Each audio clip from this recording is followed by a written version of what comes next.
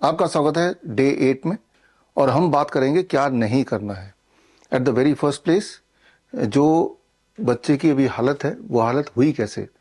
आपने गौर किया होगा, जब बच्चा पैदा हुआ था तो हेल्दी पैदा हुआ था, उससे थोड़ा बहुत बोलने चलने लगा था, वो जेस्चर देने लगा था, रिस्पॉन्ड करने लगा था, नाम कोई बुलाए तो उससे रिस्पॉन्ड करने लगा था। लेकिन धीरे धीरे करते सारी चीज़ें खत्म होती चली गई।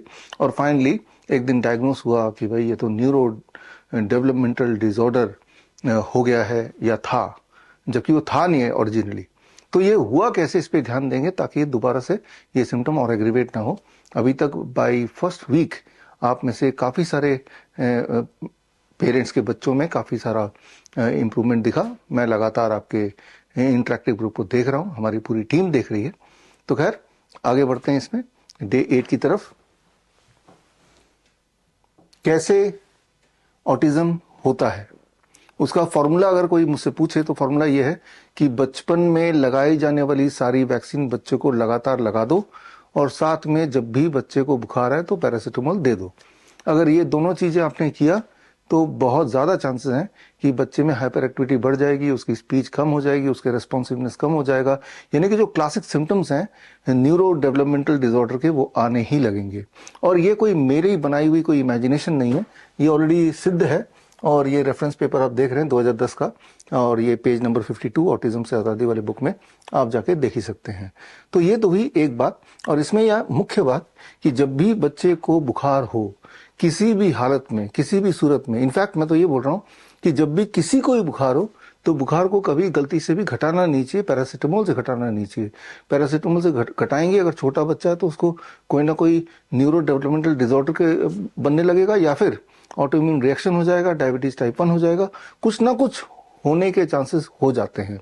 और लेकिन जब वो होगा तो कभी भी डॉक्टर ये आपको नहीं बताएंगे कि जो अभी बच्चे की कंडीशन है वो पैरासीटामोल के देने की वजह से है। इनफैक्ट पूरे दुनिया में जो एक्यूट लिवर फेलियर के मोर देन 50% केसेस, आधा केस पूरे दुनिया के, वो सिर्फ इस एक दवाई की वजह से, पैरासीटामोल। तो सवाल फिर यही आएगा कि अगर बुखार हो तो करें क्या, क्या करें। बस इसी तरह से हर दिन आप मेरा एक एक करके वीडियो देखते रहिए, क्या करें और क्या ना करें वो आता रहेगा। इवन फीवर को कैसे मैनेज करना है, कैसे बच्चे को फीवर के ट्रैप से बाहर निकालना है, ये भी हम समझेंगे राइट टाइम पे। और अगर उससे पहले अगर फीवर आ ही जाए तो आप हमें इत्तला करें, जैसा कि मैंने पहले ही बताया था, इमरजेंसी मोड में आके हम वीडियो कॉन्फ्रेंसिंग पे लेके उसी वक्त हम मॉनिटर करेंगे। एंड डोंट वरी, फीवर से डरने की कभी भी किसी को जरूरत नहीं है, क्योंकि फीवर कोई बीमारी नहीं है। फीवर जो है वो आपके बॉडी का एक रेस्पॉन्स है, आपके बॉडी की इम्यून रेस्पॉन्स है। और फीवर का मतलब है बॉडी का वेपन, जो वायरस ने, बैक्टीरिया ने अटैक किया, उसे मारने की बॉडी की शक्ति है। लेकिन उस शक्ति को कम करेंगे, जो कि हम करते हैं पैरासीटामोल से, तो बहुत सारे और प्रॉब्लम आती हैं, और जो मूल बीमारी है वो लिंगर ऑन करती रहती है।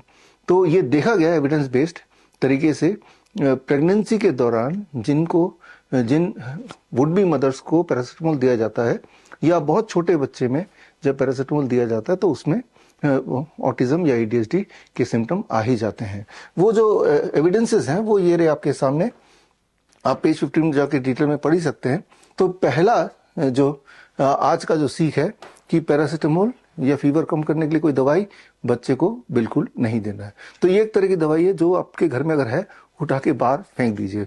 अब आते हैं दूसरी तरह की दवाई की। ये देखा गया है कि आमतौर पे न्यूरो डेवलपमेंटल डिसऑर्डर के बच्चों में फिट्स, सीजर ज्यादा आते हैं in comparison to the normal population, ज्यादा। तो ऐसे में फिट्स के लिए जो दवाइयां हैं वो प्रेस्क्राइब किए जाते हैं। एज ए रिजल्ट बच्चे का जो classic symptom of autism ADHD वो और ज्यादा एग्रेवेट करता है, वो और ज्यादा एग्रेसिव हो जाता है। तो अगर आप चाहते हैं कि जो क्लासिक सिम्टम ऑफ ऑटिज्म है वो ठीक हो जाए या वो सप्रेस हो जाए, तो उसके लिए एक काम तो करना पड़ेगा, किसी भी हालत में ये जो फिट्स की जो या मिर्गी की या सीजर की जो दवाइयां हैं उस पर रोक लगाना पड़ेगा। अब सवाल आपका एक हो सकता है कि दोबारा फिट्स पड़ जाए तो दवाई के अभाव से, लेकिन क्या आपको पता है कि दवाई के लेने के बाद भी फिट्स पड़ते हैं? आपको तो पता ही होगा, आप झेल भी रहे होंगे कि दवाई आप दे रहे हैं, इंस्पाइट ऑफ दैट बच्चे को फिट्स आ गया। तो फिट्स आना है तो आएगा, दवाई से बच्चे की बीमार रहने की पॉसिबिलिटी और बढ़ जाती है। तो फिट्स को हम कैसे अवॉइड करें? जो प्रोटोकॉल मैंने आपको बताया है वो प्रोटोकॉल जब आप करेंगे तो मोस्ट लाइकली उससे फिट्स आने के चांसेस घट जाएंगे। इनफैक्ट हमने अपने प्रीवियस बाकी बच्चों में देखा कि उनके फिट्स पूरी तरह खत्म ही हो जाते हैं। फिट्स पूरी तरह खत्म हो जाए उसके लिए जो जो बातें अभी तक पिछले एक हफ्ते में बताई, आई होप कि चाहे वो नीम थेरेपी हो, वो DIP डाइट हो, वो जीरो वोल्ट थेरेपी हो यानी कि धरती पे चलना, सनलाइट का एक्सपोजर लेना, या कोकोनट का फीड कराना, या प्रोबायोटिक ड्रिंक्स, अगर आप ये सब करा रहे हैं तो आप उम्मीद कर सकते हैं कि फिट्स की नौबत नहीं आएगी। ये हमने देखा है, ये एविडेंस बेस्ड है। इसीलिए ये एक दवाई है जिसको जब तक बच्चे को देते रहेंगे तब तक बच्चा बराबर उसी सिम्टम को लेता हुआ रहेगा, वैसे ही बना रहेगा। तो ये दवाई को धीरे धीरे टेपर डाउन करना या छोड़ना आवश्यक है। ये दवाई बच्चे को ठीक नहीं होने देगा। तो ये दूसरी तरह की दवाई है। तीसरे पे चलते हैं, एंटीबायोटिक्स यानी कि जो बैक्टीरिया हमारे बॉडी पे अटैक करते हैं, उन बैक्टीरिया को मारने के लिए जो दवाइयां हैं उन्हें बोलते हैं एंटीबायोटिक्स। एक टाइम था जब एंटीबायोटिक्स ह्यूमन बॉडी में अच्छा काम करती थी, लेकिन आपको ये प्रिंसिपल पता है, प्रिंसिपल ऑफ म्यूटेशन। ये जो बहुत छोटे माइक्रोब्स होते हैं, चाहे वो बैक्टीरिया है, वायरस है, ये बहुत जल्दी म्यूटेट होते हैं। म्यूटेट होने का मतलब कि अपना रंग रूप बदल लेते हैं। और एंटीबायोटिक एक हथियार है जिससे वो बैक्टीरिया को जो आपके बॉडी में तंग कर रहा है आपको, उसे अटैक करना, उसे मारना। अब आपको म्यूटेशन कुछ इस तरह से समझाता हूं। मान लीजिए कि आपका दुश्मन एक भालू है, आपकी तरफ आ रहा है आपको खाने के लिए, लेकिन आपने औजार उठाया, हथियार उठाया, बंदूक की, बंदूक से मैं भालू को मार दूंगा। लेकिन जब तक आपने निशाना बनाने की सोची तब तक भालू म्यूटेट होकर मच्छर बन गया। तो जिस हथियार से आप भालू को मारना चाह रहे थे, उसी हथियार से मच्छर को नहीं मार सकते आप, मच्छर उससे नहीं मरेगा। तभी आपने इलेक्ट्रिक रैकेट उठाया कि मच्छर को अटैक करने के लिए, लेकिन जब तक आपने मच्छर को एम किया तब तक मच्छर म्यूटेट होकर हाथी बन गया। अब हाथी को मारने के लिए वो रैकेट काम नहीं आ सकता, और जब तक हाथी के लिए आपने कोई एप्रोप्रिएट औजार लिया तब तक वो हाथी चिड़िया बन गई। तो दैट इज कॉल्ड म्यूटेशन। तो अभी जो इस प्रेजेंट जनरेशन के जो बैक्टीरिया है जो इंसान पे अटैक करते हैं, वो सारे कई बार म्यूटेट हो चुके हैं, लेकिन हमारे जो एंटीबायोटिक्स हैं वो प्रीवियस जनरेशन के हैं। इसलिए ये सारे एंटीबायोटिक्स अभी के टाइम पे मीनिंगलेस हैं, वो किसी काम के नहीं, वो व्यर्थ हो चुके हैं, ऑब्सोलीट हो चुके हैं। और ये सिर्फ मेरा कहना नहीं है, ये WHO का भी कहना है, ये ऑफिशियल हो चुका है since 2016 that now all this antibiotics are obsolete. यानी कि इन एंटीबायोटिक्स का बैक्टीरिया पे कोई असर नहीं है। That is one. सेकेंड, ये शुरू से ही पता था कि एंटीबायोटिक्स के कुछ साइड इफेक्ट भी होते हैं। जब भी आप एंटीबायोटिक लेंगे किसी बैक्टीरिया को खत्म करने के लिए, तो उसके साइड इफेक्ट बॉडी को झेलना पड़ता है। लेकिन वो तब तक सही फिर भी है कि चलो भाई, एक पर्टिकुलर तरह के बैक्टीरिया से आजादी पाने के लिए थोड़ा बहुत साइड इफेक्ट झेल लेंगे।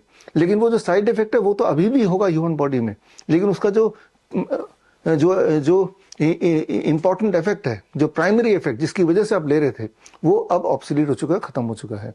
इसलिए एंटीबायोटिक्स लेने का कोई मतलब नहीं रहता, number one. Number two, on the contrary, ये क्लियरली देखा गया है कि एंटीबायोटिक्स बच्चों में ज्यादा देने से बच्चों का गट ब्रेन एक्सिस बिगड़ जाता है, डिस्फंक्शन हो जाता है, और जिससे ऑटिस्टिक लाइक बिहेवियर बच्चों में आने लगते हैं। तो ये जो मैं आपको बता रहा हूं, इसके अगर डिटेल में जाना है तो पेज नंबर 55 में जाएंगे तो ये आपको थोड़ा बहुत आइडिया मिलेगा। और डिटेल में अगर जाना है, पूरी डिटेल में ही जाना है, तो आप world's best the DIP diet, ये मेरी किताब, ये पढ़ सकते हैं। हालांकि जैसे मैंने पहले बताया था, अगर आपका इरादा सिर्फ बच्चे को ठीक करने भर का है, तो जो इस वीडियो में इंफॉर्मेशन है और जो वो किताब जो आपके पास है, ऑटिज्म से आजादी, उतना इंफॉर्मेशन एनफ है, एनफ। और उसके अलावा कुछ पूछना हो तो हमारे ग्रुप के माध्यम से पूछ ही सकते हैं। तो अब ये तीसरी तरह की दवाई, एंटीबायोटिक्स किसी भी तरह का, वो कभी भी बच्चे को नहीं देना है, बिल्कुल नहीं देना है। तो अगर कोई इन्फेक्शन बच्चे को हो गया तो क्या करना है, खैर वो हम सीखेंगे, सीख ही रहे हैं और सीखेंगे, और आपको क्लियरली पता चलेगा कि किसी भी तरह के वायरल और बैक्टीरियल इन्फेक्शन में जल्द से जल्द बिना किसी दवाई के कैसे बच्चे को बाहर निकालें। लेकिन आपको ये भी समझना पड़ेगा कि ये जो एंटीबायोटिक्स हैं, ये लेने से भी बच्चे को कोई फायदा नहीं है, बिकॉज ये ऑब्सोलीट है। तो इसको लेने का सवाल वैसे भी पैदा नहीं होता, बिकॉज ये तो अब मीनिंगलेस हो गया, पॉइंटलेस हो गया। तो करना क्या है वो हम तो सीखेंगे ही, लेकिन इसका खतरा जो मैंने आपको बताया, इससे ऑटिज्म बनता है। ये देखा गया है कि जो ऑटिस्टिक बच्चे होते हैं उनमें पहले 36 महीने तक एज मच एज 11 गुना ज्यादा उनको एंटीबायोटिक्स दिए गए हैं। ऐसे बहुत सारे पेरेंट्स हैं जो यूं ही छोटे मोटे खांसी जुकाम बुखार में बार बार डॉक्टर्स के पास जाते हैं और वही ज्यादा शिकार बनते हैं इस तरह के ओवरडोज का, और उन्हीं के बच्चों में इस तरह के सिम्टम आते हैं। आपने कभी रेयरली देखा होगा बहुत गरीब का बच्चा ऑटिस्टिक हो गया है, बहुत ऐसा गरीब का बच्चा जो डॉक्टर के पास जा ही नहीं सकता, राइट, किसी भी रूप में, तो उन बच्चों में ये सब कुछ नहीं पाया जाता। लेकिन जो ज्यादा मॉडर्न, अपने आप को मॉडर्न समझने वाले जो पेरेंट्स हैं या बहुत पैसा जिनके पास है, तो उनको लगता है कि बच्चे के ज्यादा सेफ्टी के लिए घड़ी घड़ी डॉक्टर के पास ले जाओ। और आजकल के जो डॉक्टर हैं पीडियाट्रिशियंस, उनका तो यही है कि जब भी जाएंगे कुछ ना कुछ तो पकड़ा ही देंगे, खास तौर पे एंटीबायोटिक तो दे ही देंगे। और बचपन में अगर ज्यादा मात्रा में दिया जाए तो वो एक अच्छा खासा रेसिपी है जिससे बच्चे के गट ब्रेन एक्सिस डिसफंक्शन हो सकता है, leading to all kind of symptoms, जिन्हें क्लासिफाई किया जाता है ADHD, जिन्हें क्लासिफाई किया जाता है ऑटिज्म एक्सेट्रा एक्सेट्रा। तो खैर, ये एंटीबायोटिक से आपको दूर रहना है। तो ये आज की सबक कि किन दवाइयों को बिल्कुल नहीं लेना है। और अब सिंस ये एक हफ्ता खाली पूरा हो गया है, तो मैं आपसे उम्मीद करता हूं कि ये जो कैन ट्रैकर डायरी है, इस ट्रैकर डायरी में, जैसा कि मैंने पिछले वीडियो में बताया था, पेज नंबर 9 में जाके फर्स्ट वीक के बाद जितने सारे सिम्टम हमने दिए हैं, राइट, उन सारे सिम्टम में एक हफ्ते में जिन जिन सिम्टम में थोड़ा बहुत भी फायदा हुआ है, 10%, 20%, 100%, वो यहाँ पे लिखना है, राइट। और ऐसे पेज नंबर 9 के बाद पेज नंबर 10 में जाएंगे और ये पहला कॉलम भरेंगे, फिर पेज नंबर 11 में जाएंगे। ये इंग्लिश हिंदी में दिया है ताकि आपको समझ आ जाए, हिंदी इंग्लिश दोनों पढ़ेंगे तो क्लियरली आपको समझ आएगा। फिर आपके हिसाब से एक हफ्ते के अंदर इस पर्टिकुलर सिम्टम में बच्चे में, जैसे हाइपर एक्टिविटी है पॉइंट नंबर 3, तो एक हफ्ता ये फॉलो करने के बाद हाइपर एक्टिविटी में कितना इंप्रूवमेंट है, 10% है, 20% है, पूरी तरह ठीक हो गया तो 100%, अगर कुछ भी इंप्रूवमेंट नहीं तो 0%। इस तरह से सेल्फ ट्रैकिंग के लिए इस कॉलम को भरना है और इसके पूरे 50 अलग अलग पॉइंट्स हैं अलग अलग पेजेस में। और हो सकता है कि कोई ऐसे सिम्टम्स भी हो जो आपके बच्चे में हो ही ना at the very first place, तो उस कॉलम को उस वाले सिम्टम के आगे नॉट एप्लीकेबल NA लिख के छोड़ दीजिए, ब्लैंक भी छोड़ सकते हैं। ये जो आप भर रहे हैं, ये रेफरेंसेस हमें बाद में काम आएंगे, कभी ना कभी काम आएंगे इसी दौरान, जब आप किसी स्पेसिफिक चीज पे जब हम बात करेंगे फोकस करके पेशेंट टू पेशेंट, तब हम आपसे इनमें से कुछ मांग सकते हैं, जिसके बेसिस पे हम एक निष्कर्ष पे जाएंगे और उस निष्कर्ष के बेसिस पे हो सकता है हम कुछ स्पेशल आपको रिकमेंड करें। इसीलिए ये सारा जो जॉट डाउन करना भी जरूरी है आपके लिए। ये सेल्फ असेसमेंट है और इसको हम बोलते हैं पेरेंट्स ऑब्जर्वेशन टेस्ट। आपने जो ऑब्जर्व किया वो लिखना है, तो वीक 1 में लिखना है क्योंकि वीक 1 पूरा हो गया, फिर वीक 2 के पूरा होने के बाद, फिर वीक 3 के पूरा होने के बाद, एंड फाइनली वीक 4 पूरा होने के बाद तो 4th कॉलम आपको भरना है। और अब आगे चलते हैं। तो इस तरह से कल 7वें दिन तक आपने ये डे 7 का पूरा कॉलम भर लिया होगा कि नीम थेरेपी कितना % 7वें दिन में यूज किया, DIP डाइट कितना % यूज किया।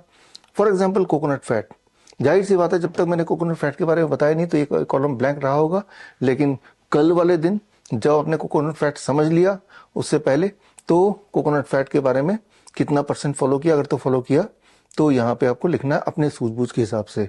डिनर 8 बजे से पहले पूरा कर रहे हैं कि नहीं, अगर तो कर रहे हैं, कभी कभी मिस भी हो रहा है, तो जिस दिन पूरा किया डिनर 8 बजे से पहले, तो यानी कि यस आई हैव डन।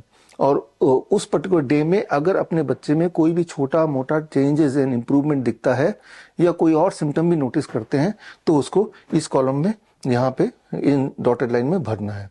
ये जो आप भर रहे हैं ना, ये आपके काम आने वाला है, क्योंकि आगे चल के कोई स्पेसिफिक सवाल अपने बच्चे के बारे में पूछेंगे तो हम आपसे मांगेंगे कि पेज 7 का ये शीट आप हमें व्हाट्सएप से भेज दीजिए और उसको हम पढ़ के, या पहले 4 दिन के भेज दीजिए या बीच के 4 दिन के भेज दीजिए, और उसको पढ़ के तो हमें थोड़ा और आपके बच्चे के बारे में जानने में, कॉम्प्रिहेंड करने में मदद मिलेगी, तो हम आपको एक सही गाइडेंस अपने सूझबूझ के हिसाब से आपको दे पाएंगे।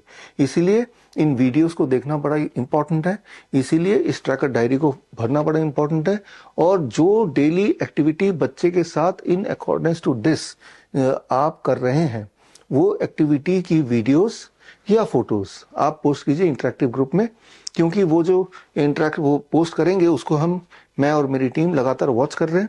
अगर उसमें कोई चीज़ हमें इनपुट देना हो या अगर उसमें कोई गलती आप कर रहे हैं, फॉर एग्जांपल आप DIP डाइट दे रहे हैं, कोई ना कोई रेसिपी खिला रहे हैं, तो उसका वीडियो या उसकी फ़ोटो खींच के आप भेजिए। जब उसको देखेंगे तो हमें समझ आएगा कितनी क्वांटिटी आप दे रहे हैं, तो हम कुछ पॉइंट कर सकते हैं, या फिर हमें लगेगा कुछ ऐड करना तो हम बता सकते हैं। इसीलिए आपको एक्टिविटीज़ को ज़रूर अधिक से अधिक इंटरेक्टिव ग्रुप में डालना है। तो खैर, with this we come to the end of day 8।